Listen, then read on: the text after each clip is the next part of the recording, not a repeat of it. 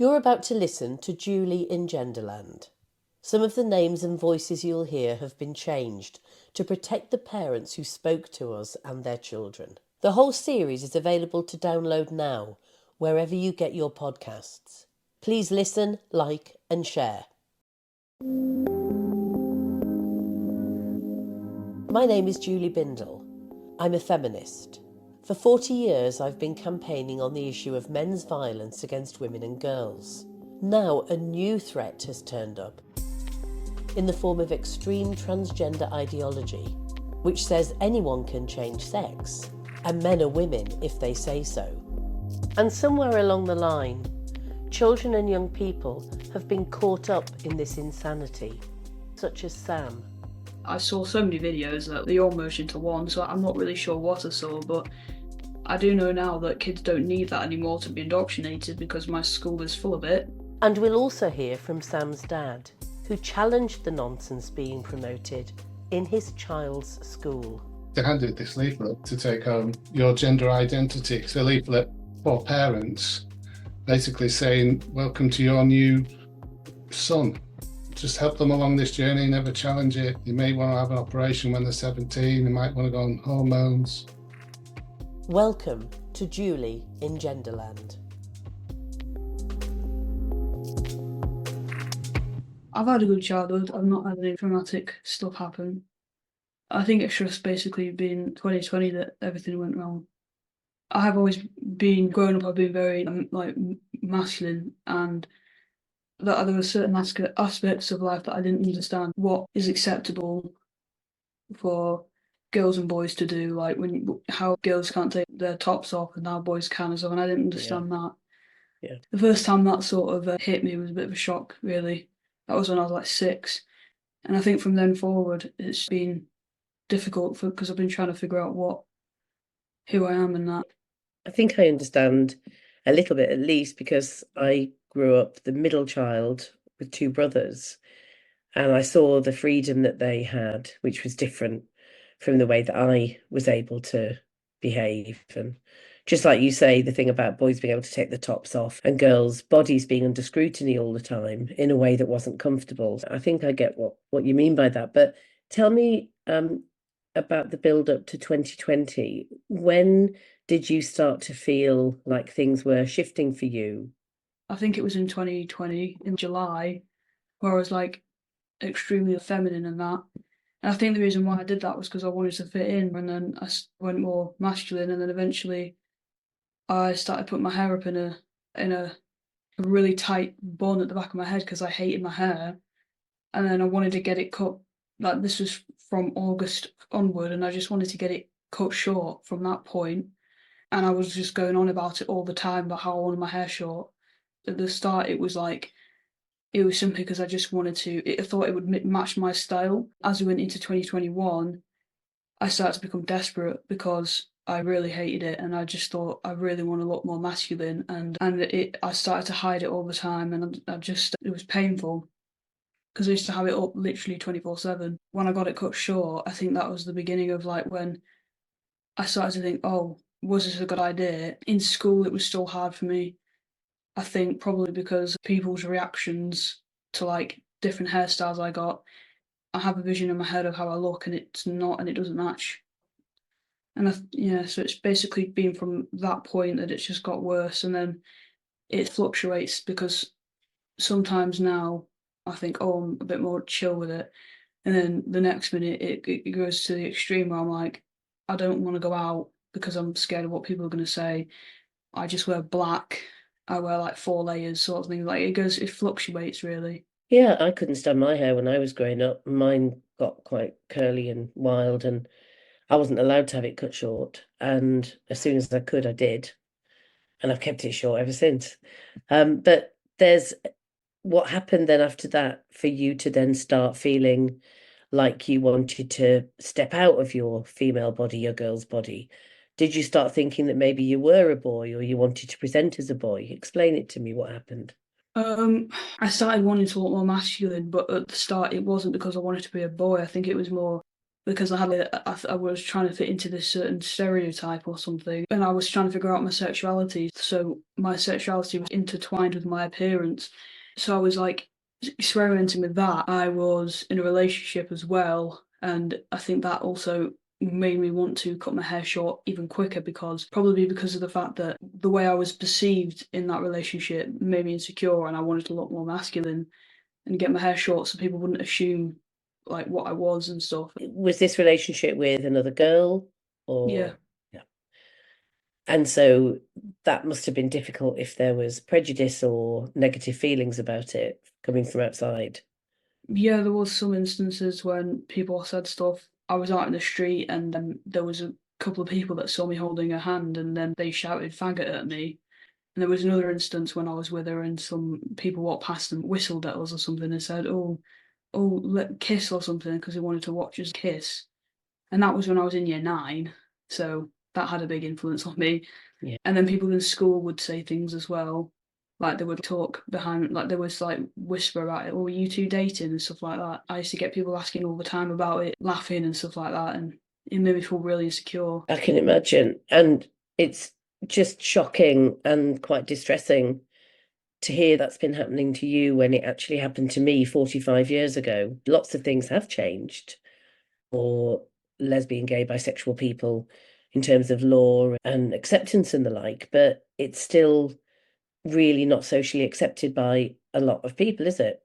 Yeah, even my partner at the time didn't want to show affection in public because I'm pretty sure it was because of that. And we were very much only did it behind closed doors sort of thing or when we were alone because it was just embarrassing. But then I'd look at my other mates who were in relationships with different sexes and then they were just constantly necking each other. And it was no one even glanced at it because like it was just accepted. Yes, outrageous. And so what then happened when you began to think maybe life would be easier if you were a boy or if you identified as a boy? You tell me in your words. I think that I saw it online and it probably, I don't remember, it was in 2021, but I'm sure I probably saw it on TikTok or something, and I guess that's what influenced me into it. I really don't remember, but something made me want to be like that, and then from that point forth to now, I've just kept that way and I haven't switched because I just felt like I can't, not because I want to, but because I don't want to. And I don't know. I have weird nightmares, things like that about it, where people see me as a girl, and even now, it's some sort of thing in my head that's stuck in there, and it just it's really embedded in my head to the point where it stops me from doing so much stuff. And then what is worse is the fact that I've constantly got battles going on in my head because I'm in a world that's constantly indoctrinated by the left and all this stuff, and it makes me so angry because I hate it, like my school. But at the same time, I think I don't want it to be the complete opposite because then I would also be extremely uncomfortable. And did you at one stage go to school or to your family and say, I'm now going to be a boy, my name is this, and my pronouns are he, him? Did it happen like that? It was like just the very end of year 9.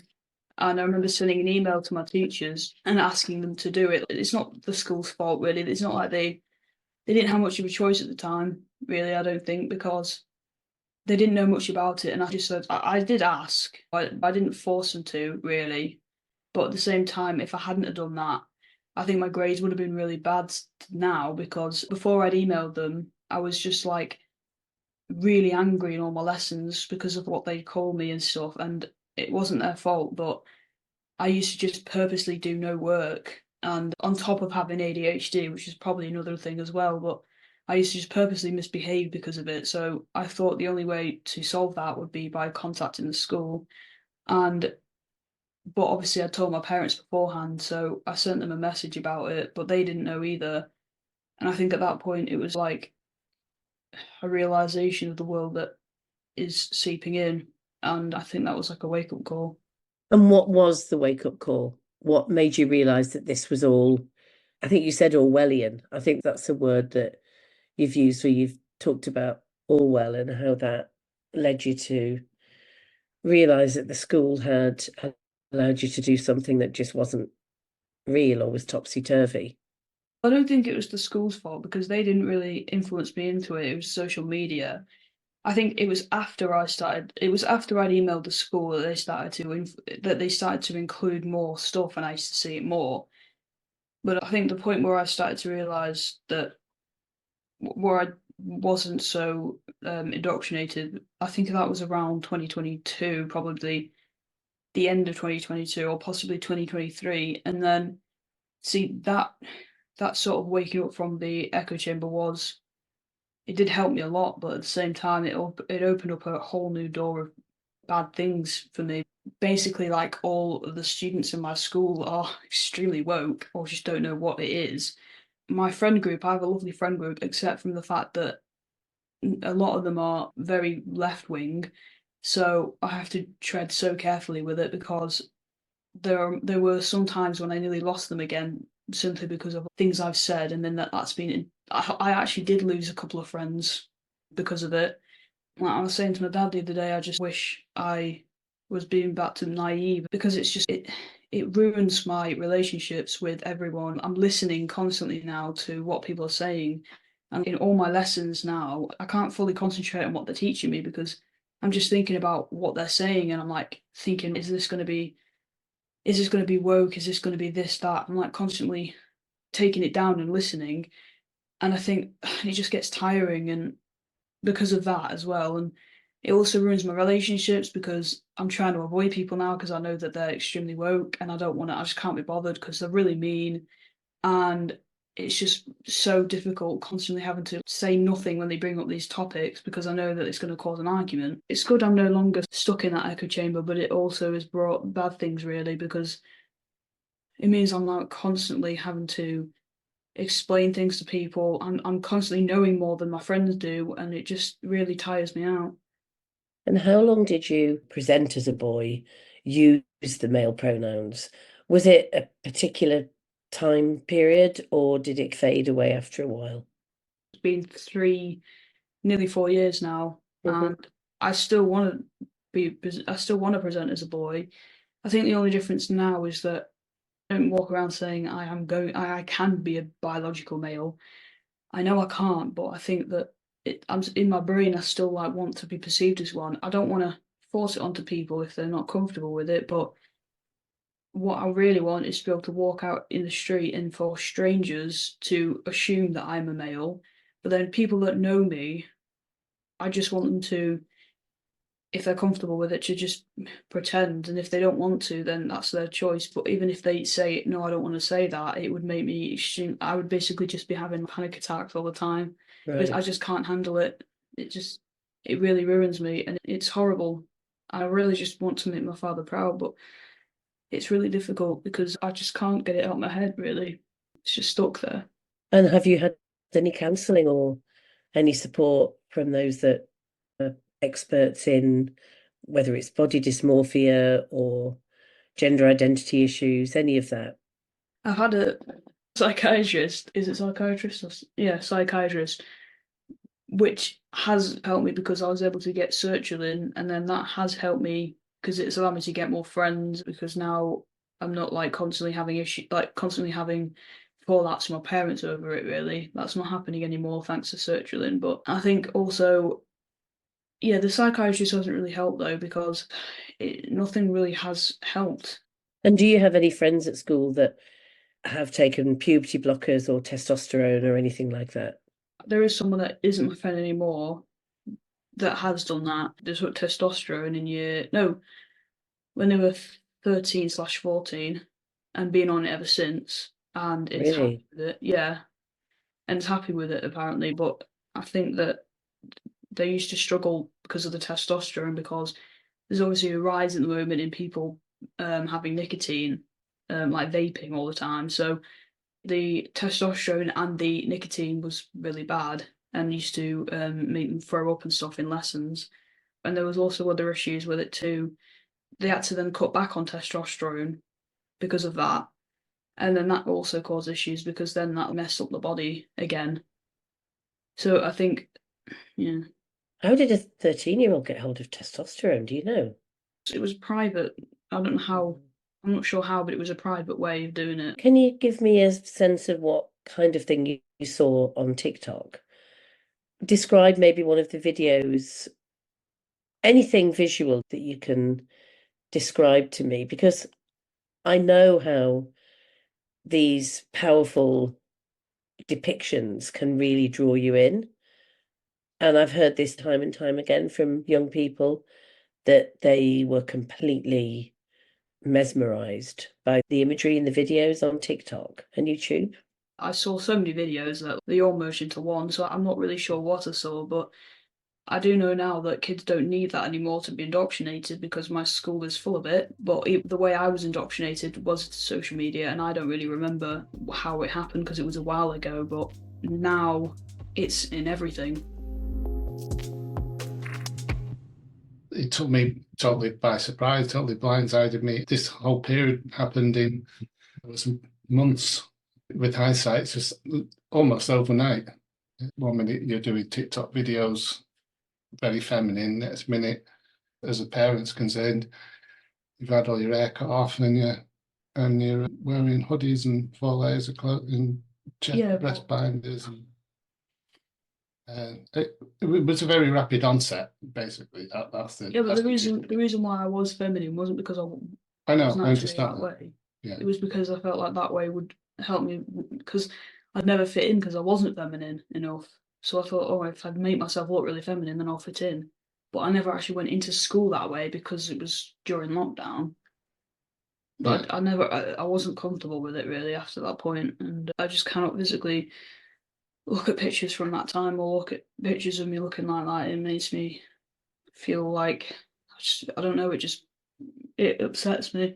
I don't know why. I still have really bad moments now where it affects me. 2023 was good, and then now 2024, I've started to go downhill again because I don't really see the point in doing anything anymore. I don't really know what job I want. I don't see the point of going to college anymore. I don't see the point in doing anything. I don't know. I just feel like I'm not needed in society. I'm sure that's not true. And also, it sounds pretty standard for someone of your age to be going through feeling like that, particularly when young people are treated so appallingly with everything that's happening. The housing ladder's impossible, the job market's difficult. I'm sure that there are so many more of your age in these circumstances that are feeling this, and that it's not because of you, it's because of external forces. Yeah, I think so. It just gets really bad, and then I'm like extremely happy, and then the next minute it's like a cycle. Obviously, it's not your fault. It's because you've got into that mindset of not feeling like you're good enough and that you're judged by people. And that's no doubt linked to the social exclusion and the bullying from before, or the judgment that you had. But do you think in any way that living as a boy or being perceived as a boy, do you think that helps? Did it ever help? When I think I look really masculine and I think people see me that way, I feel really confident and I really like it. It just makes me feel more relaxed. Whereas if I'm in a situation where they're all treating me like I'm like a girl and I think I don't look like one anymore, not like a boy, then I just feel extremely uncomfortable and I feel really, it makes me angry, and then I don't feel confident anymore. And then it makes me want to just try and prove to them that I'm extremely masculine, which is just, I don't know, it's just a bit stupid really when I say it out loud, but it's like one end of the spectrum to the other, depending on what situation I'm in. Well, what do you think the school should have done? Now you're going to give me daggers, but you said it's social media, and I agree with you. Well, so I read a few books, Irreversible Damage by Abigail Shrier and Dr. Az Trans. I read that. Then I realised I was up against an ideology. Still didn't know where to go or who to turn to. But to cut a long story short, I ended up at the doorstep of, not the physical doorstep, but on Twitter, of Isla Mac. As it came to my attention that the school was promoting Progress Pride and all the rest of it. And so I collaborated with Isla to see what we could do to write a formal complaint to the school. And Isla went just leave it with me, I'll get back to you. And a couple of days later, she went, crikey, your school's utterly scary. And she listed off a load of charities, the Proud Trust, F Flag. There's quite a number of them, but that's when I realised that despite what my child says about being social media, I knew the school was doing it as well. That's true, but it wasn't the initial thing, because when I said I it know. to the school, they weren't involved in any of that. They didn't even know what I was talking about.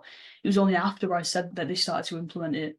So when you said, can I change my pronouns, they handed this leaflet to take home, which is your gender identity. It's a leaflet for parents, basically saying, welcome to your new son. Just help them along this journey, never challenge it. They may want to have an operation when they're 17, they might want to go on hormones. They're definitely not gay or lesbian. When I read Instant that, affirmation. It was affirm your child. Your child has decided that they are transgender or non-binary or whichever. yeah. And you must accept this, affirm it, and what this means is X, Y, and Z. Yes, precisely. Yeah. That's the gist of it. It's pretty shocking, really, for school to hand that out to a parent. So I knew I had to take the school on as well. And what did you do? So I've had a few meetings with the head. I'd only just finished being a governor at the school at the time as well, so I was quite frustrated that I wasn't able to do anything with hindsight. But I had a few meetings with the head, a few emails, and it came to nothing. And so then I thought I'm just going to follow the formal complaints process, which I did. And I wrote quite a lengthy complaint letter, involved Ofsted and the MPs and all the rest of it. And today, just before this meeting, I've had a meeting with the head of the school, and he's completely agrees with everything I've asked for. So hopefully from this point on, it'll all be gone out of the school. He is going to follow the government guidelines. He didn't challenge anything I said. Right. And all the identity flags are going to go. So I'm going to hold him to that. But I'm just going to replace it with the LGB original pride, the rainbow flag. That's it. And obviously, any materials they have there are going to be pro-LGB and educating kids that people are lesbian or bisexual or gay. Just the usual stuff that they would have been taught 15 years ago. But yeah, just normal, everyday stuff. That's all I'm asking for. In the meantime, you have a young person there sitting next to you who is unhappy as a girl, but doesn't, from my reading of it, and you can correct me, of course, if I'm wrong, doesn't actually want to transition and know that you can't become a man, quote unquote. And so how long will this kind of living in limbo go on for, I wonder? Do you feel that you might be ready at some stage to get some proper help to be able to live more comfortably, androgynously, or not being picked out for feminine or masculine traits, but just comfortably in your own body without having to skirt around all the transgender stuff? Because it doesn't seem like it's made you happy or answered your problems. I really don't want to. I don't want to be happy in my own body. I don't want that. I don't want to live with it as it is, but I also don't want to.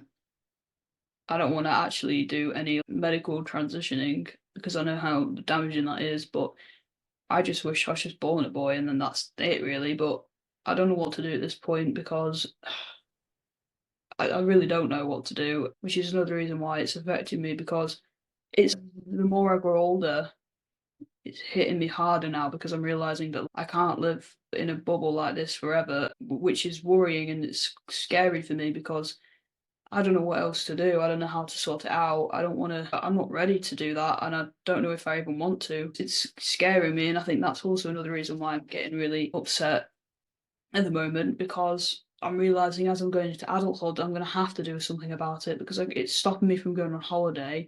It's stopping me from getting a job. It's stopping me from pretty much sometimes leaving the house, it also is stopping me from wearing summer clothes. A lot of the time I'm still wearing layers in summer, so I'm like boiling hot, and it's just really impacting my life.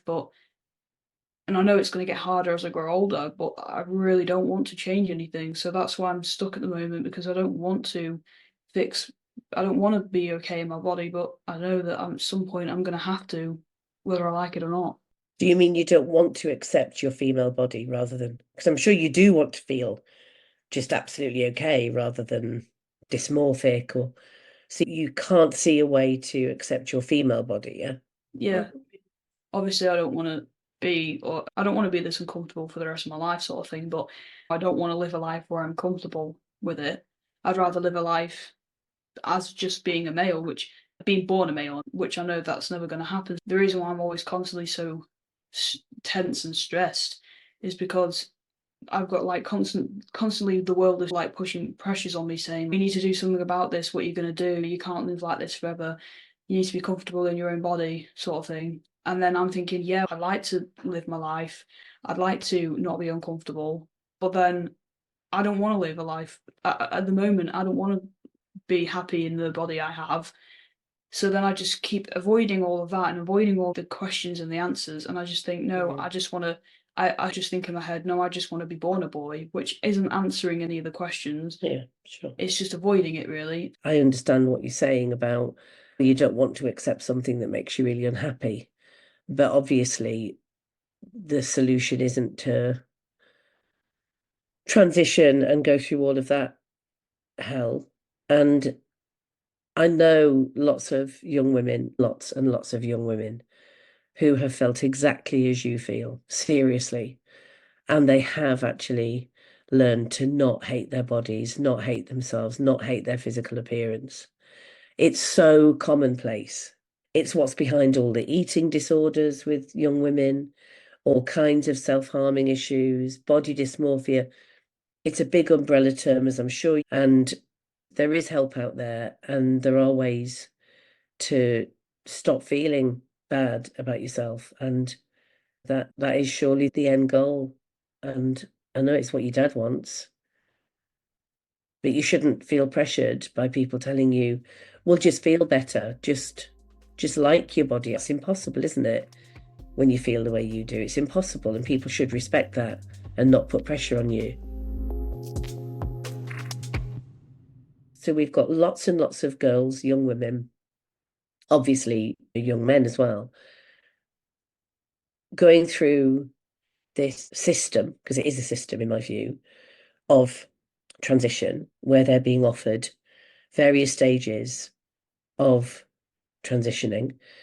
And some of them, obviously, there's no coming back as easily as it might be for those that haven't used any hormone, puberty blockers or cross-sex hormones. But what do you think schools should be doing about this? Because you're both, even if you don't agree with each other, you're both a really good source of information and expertise on this.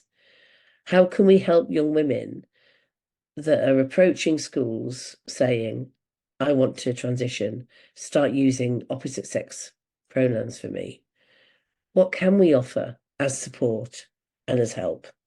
It's a tricky situation because there's really no easy way of getting in there anyway, into their heads. They're basically just going to shut down everything you say. I would know that myself. I would think that the best way to go forward was to get like a psychiatrist or something to start asking them like personal questions about their upbringing, because it could have been something that happened in their childhood. Ask them questions concerning like how they actually feel, and then by doing that you could uncover other things and other issues that could be the cause for it, like autism, or it could be ADHD, or maybe underlying sexuality that they're trying to hide. It could be bullying, it could be anything, or abuse in the household that's caused them to do this, or maybe they've been through an abusive relationship or some sort of sexual trauma. And I think that by asking them questions at that early stage when they're first saying that, it will then be able to pinpoint very quickly what the actual issue is, and then you can get them help for that issue, and hopefully it can then help them with the identity at issue. And if that doesn't work, then I think that the best way is to educate them on every sort of aspect of what it includes. And if they are going to do that, you've got to educate them on what it even is that they're trying to do, how it's an ideology. You've got to educate them on the goods and the bad things of it, how it can lead to medical transitioning, and then explain to them how bad that is. And I think that schools should, if they're getting emails from these kids, they should then refer them over to some sort of psychiatrist that's not involved in any of these woke organisations, and that will then allow them to get that sort of early help. Because if you leave it for too long, there's no going back at that point. And I'm saying just social transitioning as well, not just medical transitioning. Incredibly wise words. You really absolutely nailed it there. I think the other thing I would say was, in addition to that, was bringing some into the RSE lessons, the acceptance that some boys are feminine, some girls are masculine, and that's okay. And there's nothing wrong with it. I think that, again, for the best thing to do is not have a day of it, because, again, not everyone's going to listen to that. It's going to be, oh, yeah, whatever. Just have posters around the school of it, because then people can choose to read it or not. Because when you're a young person and you've got like someone like telling you all this stuff, I know for one, it's so boring to listen to people preach about things. And I know if my father himself was organising that, I would definitely not go. I know how that would go. Don't worry, you'll get your comeuppance. I think they should just have posters showing an image of a boy in a dress and a girl in boy's clothes and say, this is fine. There's nothing wrong with this. Great idea. It's a great idea. And we should be doing that, absolutely. And it's been a real pleasure to meet you and to talk to you both. It's very enlightening. And I think that your wise words will help other young people. So thank you particularly for that. And I also hope that you really thrive and start to feel more like yourself and happier and better, and that good things happen for you in the future. Thank you. Thanks, Julie. You've been listening to Julie in Genderland. The whole series is available to download now, wherever you get your podcasts. Please listen, like, and share.